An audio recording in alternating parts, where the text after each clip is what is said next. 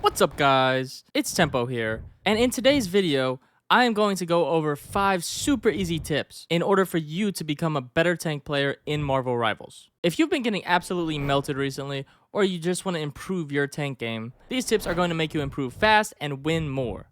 So without further ado, let's get into it. Tip number 1 is create space. Your main goal as a tank is to create space, meaning giving your teammates room to move, shoot, or heal, which ultimately results in taking the objective. By creating space for your team, you in turn cause the enemy team to back up, reposition, or shift focus. This makes space very powerful in Marvel Rivals, and will likely turn teamfights in your favor if you can control it. So you might be asking, how do you create space for your team? Well, if you're attacking an objective, make sure your team is behind you and walk forward with confidence. You can use your abilities like Groot's Walls or Strange's Shield to provide cover for you and your team, which will ultimately cause your entire team to move forward and push with confidence.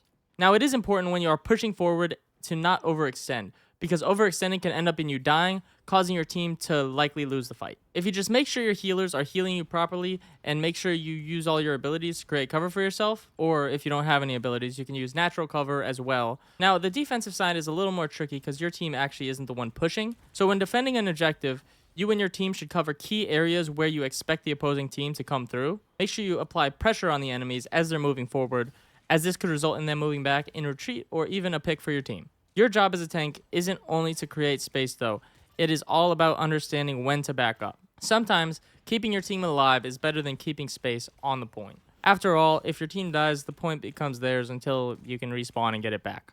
If you notice that your team is taking lots of damage and your healers can't keep up, don't be afraid to back up, reset, and move forward again. Taking this step back gives your team a moment to heal up, reset, and move back in when you're ready. Tip number 2 is to play with your team. As a tank player, you have to move with your team. Moving with your team seems simple. But you would be surprised at how many tanks I see in my games that feed while the team's retreating, even at higher ranks. In general, you want to stay in front of your team. Your team should always stay behind you, use you as cover, and push forward with you. Of course, this doesn't always happen, so sometimes you need to peel off and help your backline.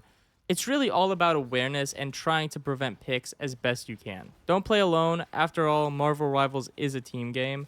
Of course, communication helps, but you're going to get those games where just no one talks. It's going to happen. And in those situations, you have to look at your team and be aware of what they're doing and if they are in danger of dying. A dead teammate is no use in a fight, and as I said in tip 1, it's okay to back up sometimes if you're losing a fight. It's much better to back up and reset than to lose 4 teammates all at different times and then have to wait for all their respawns. Another thing kind of related to this tip, kind of not, but I'm gonna add it anyway. You want to make sure you are using your ults at the right time. Tank ults like Strange and Groot can be combined with other ults to get an easy 3 or 4 kills, instantly winning you the fight. You want to combo these ults if you can, and even for all the other tanks, you want to make sure that your team is backing you up when you ult. Especially if you're solo queuing, pay attention to your team. Trust me, it makes a huge difference. Tip number 3 is to position with purpose. This means don't just mindlessly hold W. You want to hold a position that gives you control. For example, you can use a corner as cover so you can easily fall back if you need to. Also, using cover makes you harder to hit from certain angles, so use this to your advantage. Some tanks have abilities that can provide cover for not only yourself, but your teammates as well. However, these don't last forever.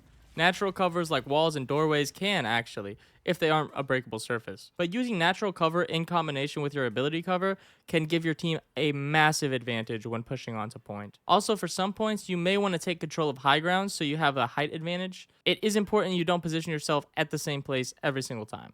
When holding an objective, you want to have a variety of places you can go to so you are less predictable. If you position yourself poorly, you can give an enemy an easy pick that may cost your team the fight. Positioning also relies on what the other team is playing. If they're playing a dive comp, you're going to need to peel back and help your supports. That's just what it is. If you can get a pick on the dive character, that's great. You can go into the fight with an extra pick. Tip number 4 is to create pressure. Creating pressure is a lot like creating space. However, it's not exactly the same. Let me explain. Creating space is giving your team more room to safely position, while creating pressure is putting tension or stress on the enemy team. Constant pressure can make the team make poor decision or even retreat. While pressure is always going to be applied as long as you are doing damage, It is important that you maximize this pressure in order to force a reaction. You can call out what enemy you're attacking so your team can help you apply pressure to that player specifically and maybe even kill them. If you notice that one enemy is dominating you, communicate that to your teammates so that they can help you deal with them. Don't just sit back and wait until the game is over to trash talk. Use your mic, communicate. As a tank player, you are going to be at the front of most, if not all, fights. Call out when you're pushing and who your teammates should focus. You want to keep the enemy reacting to you, not the other way around. As a tank, you set the tempo. If you're playing passively, your team is also likely to play this way. So be aggressive, take space, and apply lots of pressure, and you are that much closer to winning that team fight. Tip number 5 is know when to force fights.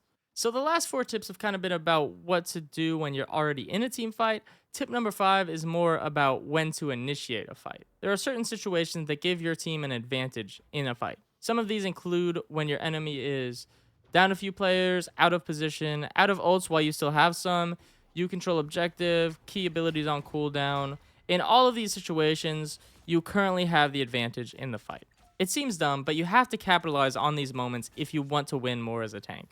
It is your job to recognize when these situations occur and try to make the most out of them. This means pushing up and applying more pressure to them as you already have the advantage in the fight. However, this does go both ways. If you notice that you don't have the advantage of the fight and the enemy team has one up on you, you should be the first one falling back as the rest of your team should follow you. Good communication is key in determining who has the advantage, and it's understandable that every team is not going to have this. But it's important that you commonly check who is dead so you can determine who has the advantage in the fight. Also, it matters who is dead, so pay attention to that as well. If you lose 1 DPS, that's way better than losing 1 healer. The fight is still winnable. It's also important that if you determine a fight is unwinnable, either fall back or die as quickly as possible so that you don't stagger too much from your team. In some situations while an enemy is retreating, you may want to stagger the enemy, so it takes them longer to group up. This can give you a couple more seconds before their team is fully grouped back up. Alright guys, that was 5 quick tips to improve your tank game in Marvel Rivals. If you have any other tips, make sure you let me know in the comments. Maybe I can make a part 2. As always, if you enjoy this type of content, make sure you subscribe to my channel. We are almost at 250 subscribers, so thank you guys. I'm thinking about doing a giveaway for when we get there, so to enter, make sure you join my Discord. It's linked down below. More info will be coming on that soon. Anyway, guys, it's been Tempo. Peace out. I can do this with my eyes closed. It's too easy. It's too easy. I can do this with my eyes closed. It's too easy. Too easy. It's too easy. I've been there, done it, seen it. Boy, all that like Keenan.